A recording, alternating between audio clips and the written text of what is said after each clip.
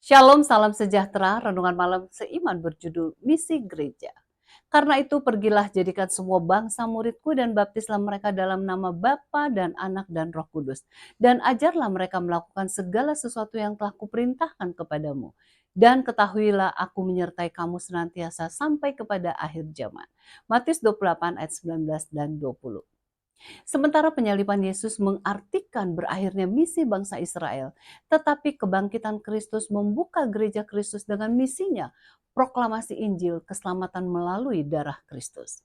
Ketika orang Israel, orang Yahudi telah kehilangan misi mereka menjadi hanya sekedar bangsa yang lain dan berhenti sebagai gereja Allah, maka di tempat mereka Allah mendirikan sebuah bangsa yang baru, sebuah jemaat yang mau melaksanakan misi lanjutan yang diberikannya untuk dunia ini sebagaimana yang tertulis di ayat inti di atas.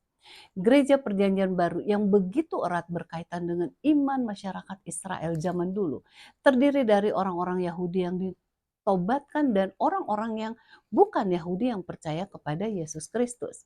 Oleh karena itu orang Israel sejati ialah semua orang yang beriman dan menerima Yesus Kristus. Galatia 3 ayat 26 sampai 29. Paulus menggambarkan hubungan baru secara organik dari bangsa yang berbeda-beda ini dengan gambaran dua pohon yaitu pohon zaitun yang baik dan yang liar. Menggambarkan dari sudut yang sepadan bangsa Israel dan yang bukan Israel.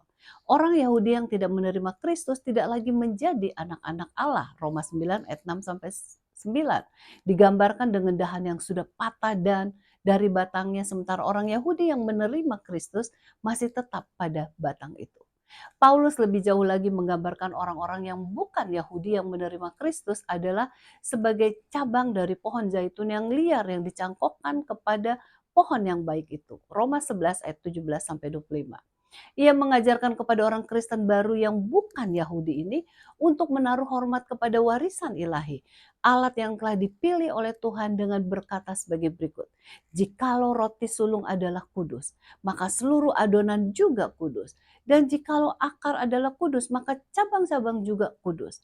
Karena itu apabila beberapa cabang telah dipatahkan dan kamu sebagai tunas liar telah dicangkokkan di antaranya dan turut mendapat bagian dalam akar pohon zaitun yang penuh getah. Janganlah kamu bermegah terhadap cabang-cabang itu. Jikalau kamu bermegah, ingatlah bahwa bukan kamu yang menopang akar itu, melainkan akar itu yang menopang kamu. Roma 11 ayat 16 sampai 18. Gereja Perjanjian Baru amat berbeda dari pasangannya Perjanjian Lama.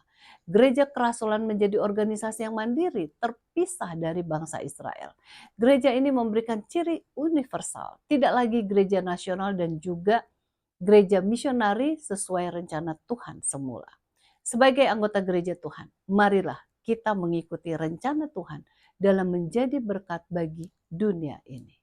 Kiranya Tuhan memberkati.